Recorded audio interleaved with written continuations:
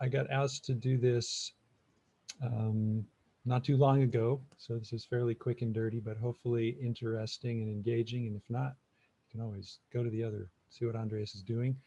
Um, so overall, we're looking at, how do permaculture and sociocracy potentially guide us in getting more harmony amongst ourselves and reintegrating ourselves with other living systems, given that in these contexts we tend to believe that we have a problem there. Because of the short amount of time, I mean, we could spend a month on all of this. I'm going to focus on listening and observing, and hopefully I'll clarify what I mean by that in the next few slides. So um, first, I want to just point out, as many people have mentioned already to date, we're looking at patterns here. And patterns are fundamental to observing and interacting systemically. And so there's been some talk already about patterns. I want to point at the broadest level, both sociocracy and permaculture have some common patterns in their coming into existence. They have originators, Gerard Endenberg, in the case of the Sociocratic Circle Organization Method, the SCM for short, and of course, Bill Mollison and David Holmgren as the originators of the permaculture concept. And they both have some foundational values or ethics. In the SCM, we use the word values. In permaculture, we use the word ethics. I think that's splitting some semantic hairs. We mean approximately the same thing. What do we value that we attempt to implement as we do what we do? And then another piece of this pattern is there's some principles that are foundational in each of these systems. Sociocracy, blessedly, is pretty succinct with its foundational principles of circles, consent, and circular feedback or double linking, the formal term. Uh, Permaculture is a bit messier, not surprisingly. We've got the original Mollison Holmgren principles. We've got the first and second generation practitioner teachers who tweaked them a little, added a few of their own, changed some wording. We've got Holmgren's development of the Holmgren principles in permaculture principles and pathways. And then still yet, people tweaking those a bit, as we have in the sociocracy world with things like S3 and Sociocracy for All, making some derivatives of the original SCM values and or principles. So those are some patterns common to both these systems, and they're common to most of these kinds of design systems that we might also be looking at, such as nonviolent communication, which was just mentioned, right? We've got, Marshall Rosenberg, the originator. We've got certain foundational, what we could say are values, and certain principles or how you do this process. Same for biomimicry, theory U, cradle to cradle, natural step, right? This is a meta pattern for how we come to create a design system. And then I'll just point out as we move on, of course, the values and the principles in each system are patterns within that system, right? So we have those within. So here's a few examples. Um, and I'm going to jump to my intended focus around listening and observing. I'm kind of, my tagline here is this behavior to increase the quality of our designing. So in the SCM, rounds are foundational to designing the policies that guide our collective work. And in permaculture, observation is foundational to our design practice, right? One of our local elders, Tommy Hazel, also known as Tom Ward, um, one of his lines is, what's the first three steps in any permaculture design? And then there's a pause, and then he says, observation, observation, observation. So in the SCM, we use listening. In sociocracy, we use rounds, for example, as a fundamental example, to increase listening and maybe understanding, within the group as we're making our collective decisions. In permaculture, the observation phase is designed to increase our awareness and hopefully our understanding of what is, what are we working with when we start as part of designing and implementing. Okay, so these are really fundamental. And um, then, so we've got patterns, we've got listening and observing, and we've got implementing. A little, one of my favorite quotes from Gregory Bateson there is the tagline. So in these design systems, both of them and some of the others we're familiar with, right, we have these values and principles, we have patterns, we have listening and observing, and then we have designing, which is what do we want to create, and then we have actually creating that. And the outcomes, the consequences of our designing can be, you know, tangible or intangible. They can be artifacts, or they can be interactions and relatings. You know, they can be hard or soft in that sense. And just a couple examples of how we implement some of the values and principles. So in the Sociocratic circle method, with the principle of circles helps us organize our work from broad to specific domains.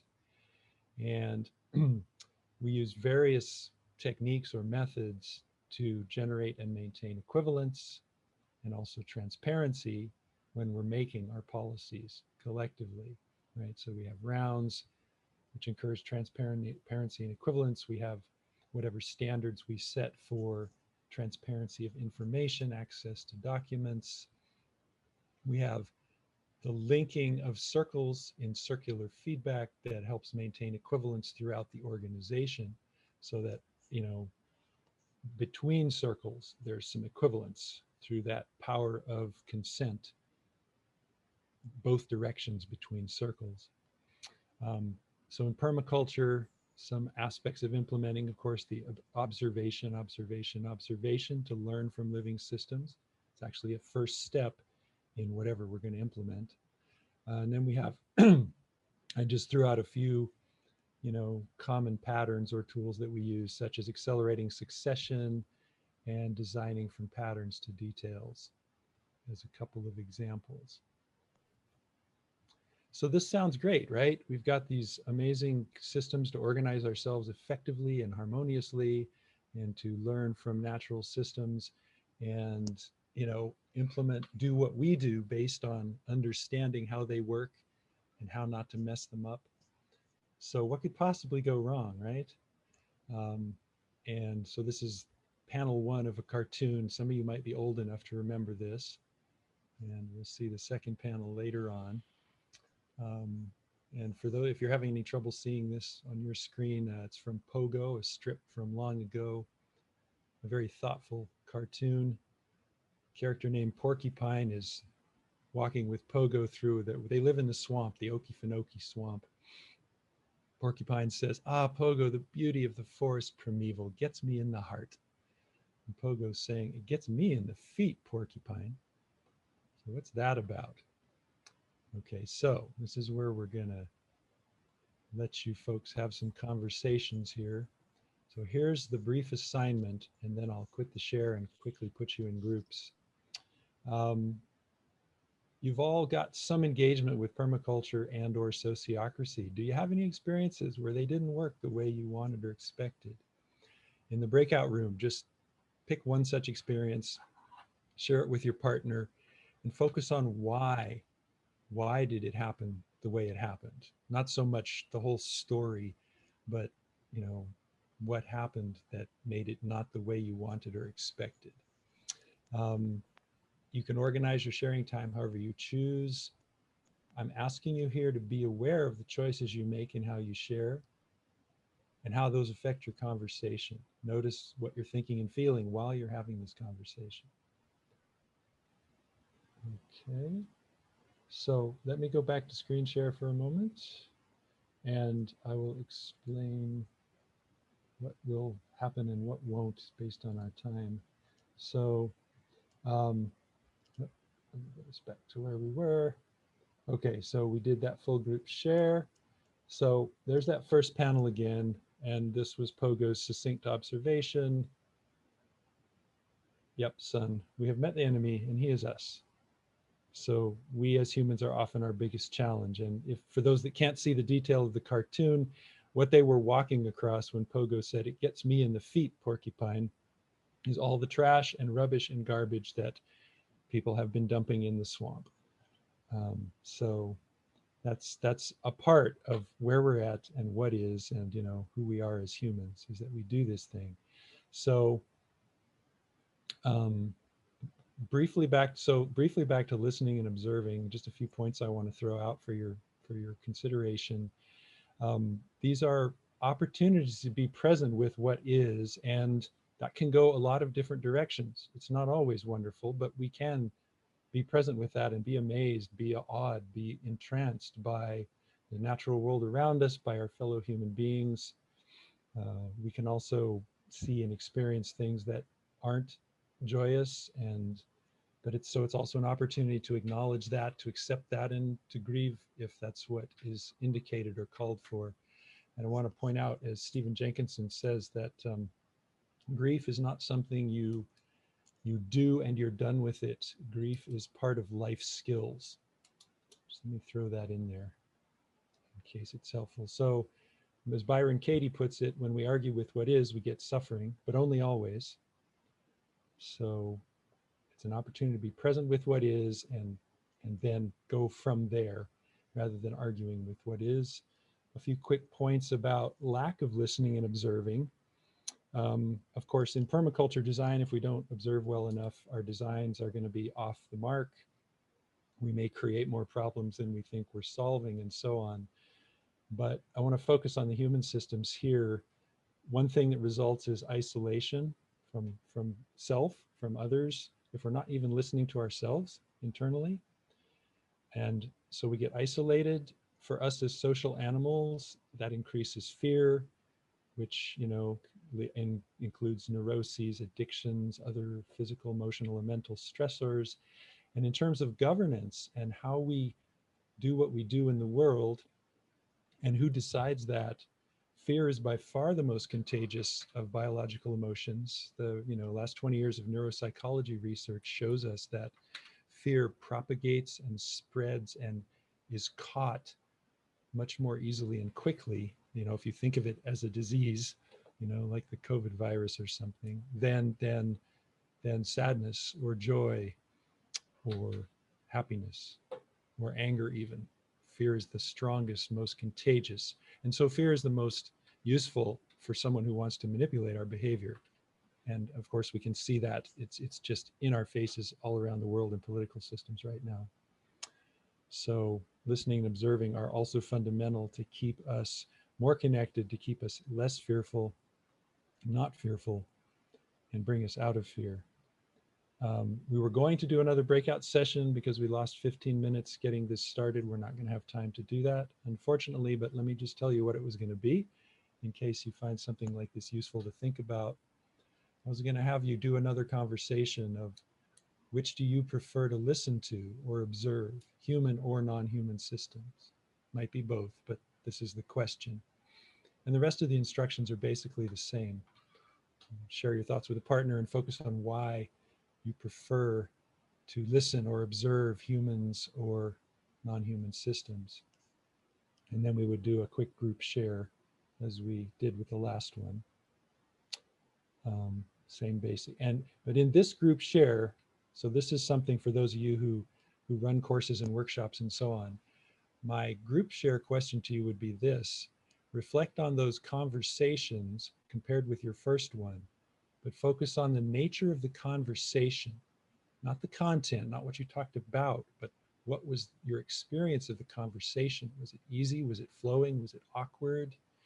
Were there patterns in how you talked or shared or didn't talk or didn't share that were similar to the first one or different from the first one? And I'm inviting this because this is a way to step, we can say deeper, or we could say further back. Maybe it's some of both, into reflecting, observing, listening, and reflecting on our own behavior, which really is part of what determines how we collaborate well or not with others, how we engage with others, how we work with these systems of sociocracy and permaculture that we're so passionate about in whatever ways that we are. Okay, so that was the plan that we didn't quite have time for. couple last food for thoughts, and then I think I don't know if they're going to cut us off or we voluntarily leave. But one difference I want to highlight here in permaculture, and this is something I've observed over 25 years plus of tracking permaculture subculture, it's very possible to focus entirely on non-human systems and avoid, to some extent, dealing with the human aspects. We imagine that we can, we don't have to change, we're just going to fix those other systems and everything will be great. And as I observed it, it took decades for the permaculture subculture to really even start to notice that the human systems are fundamental. And then we saw the emergence of what became called as social permaculture because the need became obvious. So, and my observation is this is still a core challenge for effectiveness of permaculture in larger contexts. I'm part of an organization called Permaculture Collab. Some of you here are involved with that. I know at least Les is. And I'm not sure who else. And we're right in that stew of permaculturalists really effectively organize themselves, what it is about that subculture that seems particularly challenging. By contrast, in the Sociocratic circle method, it started from knowing that human systems are fundamental. It was all about the human systems in a business or other organization, and it's understood that we can't avoid changing ourselves if we want to change other systems. Even so, people get really excited at the start about, oh yeah, if our organization uses sociocracy, everything that I don't like will change. And then at some point, they usually discover they themselves also have to change. And that's often a surprise to them because similar to permaculture, we just need to fix that system over there and that system over there, and everything else will be good, including me, right? I'm fine, I'm good, I don't need to change. So it's just a little closing food for thought.